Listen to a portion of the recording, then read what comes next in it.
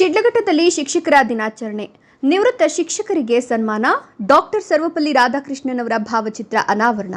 ಈ ಜಗತ್ತಿನಲ್ಲಿ ಎಲ್ಲರೂ ತಮ್ಮ ಕೈ ಹಿಡಿದು ಅಕ್ಷರ ಕಲಿಸಿದ ಶಿಕ್ಷಕರಿಗೆ ಮಾತ್ರವೇ ಗುರುಗಳ ಸ್ಥಾನವನ್ನು ನೀಡಿ ಗೌರವ ಭಾವನೆಯಿಂದ ನೋಡುತ್ತಾರೆ.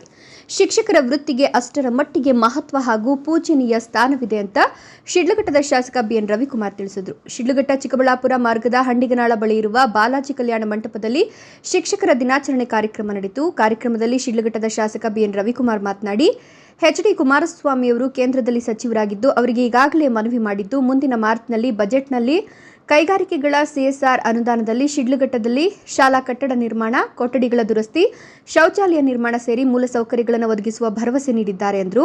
ಶಿಡ್ಲಘಟ್ಟ ತಾಲೂಕಿನಲ್ಲಿ ಶೈಕ್ಷಣಿಕವಾಗಿ ಮೂಲಭೂತ ಸೌಕರ್ಯ ಒದಗಿಸಲು ಬದ್ಧನಾಗಿದ್ದೇನೆ.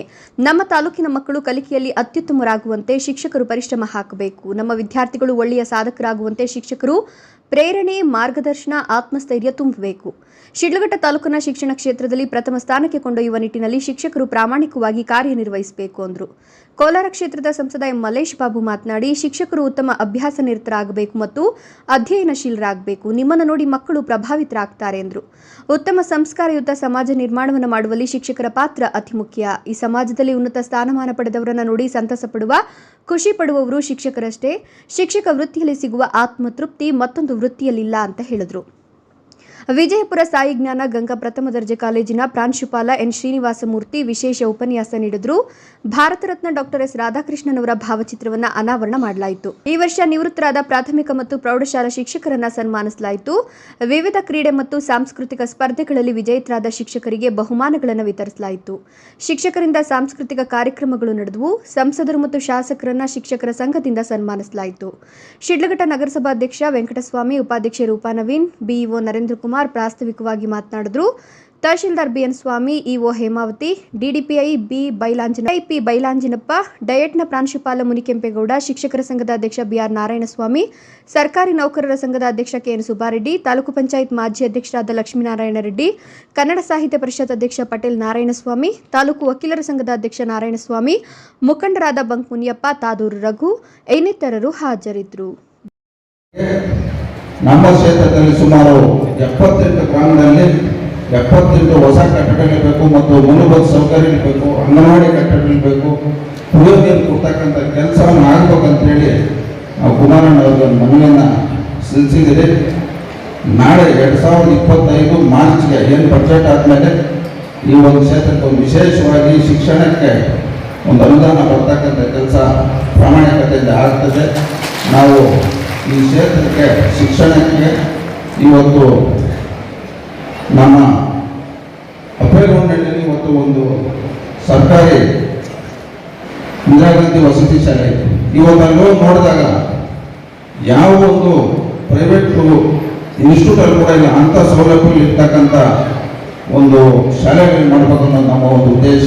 ದಯಮಾಡಿ ಇವತ್ತು ತಾವೆಲ್ಲರೂ ಈ ಒಂದು ಕ್ಷೇತ್ರದಲ್ಲಿ ಶಿಕ್ಷಣ ಹೆಚ್ಚಿನ ಒತ್ತನ್ನು ಕೊಡ್ಬೇಕಂತ ಹೇಳ್ತಾ ಇವೆಲ್ಲಕ್ಕೆ ನಿಮಗಿಲಾಗಿ ಇವತ್ತು ನಮ್ಮನ್ನ ಶಿಕ್ಷಕರನ್ನು ಕರೀತಾರೆ. ಇದರ ಹಿಂದೆ ಕರೀತಾ ಇರೋದು ಗುರುಗಳು ಅಂತ. ಆ ಗುರು ಒಂದು ಸ್ಥಾನ ಒಂದು ಮಧ್ಯಭಾಗದಲ್ಲಿ ಕುಂತು 4 ದಿಕ್ಕಿನವರಿಗೆ ಸತ್ಸಮಾನತೆಯನ್ನು ಕೊಡ್ತಕ್ಕಂಥದ್ದು ಗುರುಸ್ಥಾನ.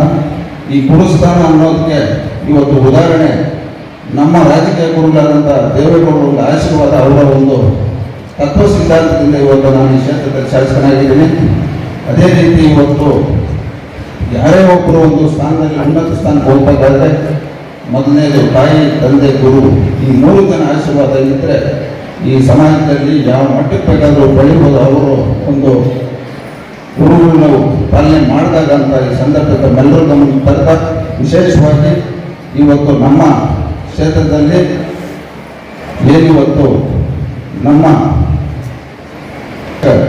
ಹಾಗೆ ದುಡಿದಿರ್ತಕ್ಕಂಥ ಎಲ್ಲ ಮುಖಂಡರು ನಮಗೊಂದು ಉತ್ತಮವಾದಂಥ ಸಹಕಾರ ಕೊಡ್ತಾ ಇದ್ದಾರೆ. ಮುಂದೆನೂ ಸಹ ತಾವೆಲ್ಲರೂ ನಮ್ಗೆ ಸಹಕಾರ ಕೊಟ್ಟರೆ ಈ ಕ್ಷೇತ್ರದಲ್ಲಿ ನಾವು ಮಾತಾಡೋದು ಸಾಧನೆಗಳಾಗಬಾರ್ದು, ನಾವು ಮಾಡೋ ಕೆಲಸ ಸಾಧನೆಗಳಾಗಬೇಕಂತ ಈ ಸಂದರ್ಭ ತಮ್ಮೆಲ್ಲರಿಗೂ ನಾನು ಹೇಳ್ತಾ ಈ ಒಂದು ಕಾರ್ಯಕ್ರಮವನ್ನು ಪೇಷನ್ಸ್ ಇದೆ, ಆ ಸಾಧನೆ ಹಾಗೆ ಆಗುತ್ತೆ. ದಯವಿಟ್ಟು ಏನು ಇವತ್ತು ಇವರೆಲ್ಲ ನಮ್ಮ ವೇದಿಕೆ ಮೇಲೆ ಮುಂದೆ ಮಾತಾಡಿದರು ಅದನ್ನೆಲ್ಲ ನೀವು ತಲೆಯಲ್ಲಿ ಹೋಗಿದೆ ಅಂತ ನನಗೆ ಅನಿಸುತ್ತೆ. ಬಟ್ ಈ ಚಿಕ್ಕ 2-3 ವಿಚಾರಗಳು ಮಾತ್ರ ಹೇಳಿದ್ದೇನೆ. Knowledge is power, have patience, you will achieve things ಅಂತ ಹೇಳ್ತಾ ನಾನು 2 ಮಾತು ಮುಗಿಸ್ತಾ ಇದ್ದೀನಿ. ಜೈ ಹಿಂದ್, ಜೈ ಕರ್ನಾಟಕ. ಎಲ್ಲ ನೌಕರರ ಪರವಾಗಿ, ಈ ಕ್ಷೇತ್ರದ ಎಲ್ಲ ಮತದಾರರ ಪರವಾಗಿ ನಮ್ಮ ಕೋಲಾರ ಸಂಸದರಾದಂಥ ಮಲ್ಲೇಶ್ ಅವರಿಗೆ ನಾನೊಂದು ಮನವಿಯನ್ನು ಮಾಡ್ತಾ ಇದ್ದೀನಿ. ಏನಿವತ್ತು ಶಿಡ್ಲಘಟ್ಟ ಪಟ್ಟಣದಲ್ಲಿ ನಾವೊಂದು ಅಂಬೇಡ್ಕರ್ ಭವನವನ್ನು ನಿರ್ಮಾಣವನ್ನು ಮಾಡಬೇಕು. ಅದೇ ರೀತಿ ಇವತ್ತು ಶಿಕ್ಷಕರ ಭವನ, ನೌಕರರ ಭವನ, ಈ ಮೂರನ್ನ ಒಂದೇ ದಿನ ಏಕಕಾಲದಲ್ಲಿ ಬುದ್ಧಿಪೂಜೆ ಮಾಡಿ ತಮ್ಮೆಲ್ಲರ ಸಹಕಾರದಿಂದ ಇವತ್ತು ಈ ಕ್ಷೇತ್ರಕ್ಕೆ ಒಳ್ಳೆಯದಾಗಬೇಕು ಅನ್ನೋ ಉದ್ದೇಶದಿಂದ ನಮ್ಮ ಮಲ್ಲೇಶ್ವರವರು ಹೆಚ್ಚಿನ ಗಮನ ಶಿಡ್ಲಘಟ್ಟ ವಿಧಾನಸಭಾ ಕ್ಷೇತ್ರದ ಮೇಲೆ ಗಮನ ಇಟ್ಟು ಅವರು ವಿಶೇಷವಾಗಿ ಈ ಕ್ಷೇತ್ರಕ್ಕೆ ಅನುದಾನ ಕೊಡಬೇಕಂತೇಳಿ ಕ್ಷೇತ್ರದ ಪರವಾಗಿ ನಾನು ಅವರಿಗೆ ತಮ್ಮೆಲ್ಲರ ಮುಖೇನ ನಾನು ಮನವಿಯನ್ನು ಮಾಡ್ತೇನೆ.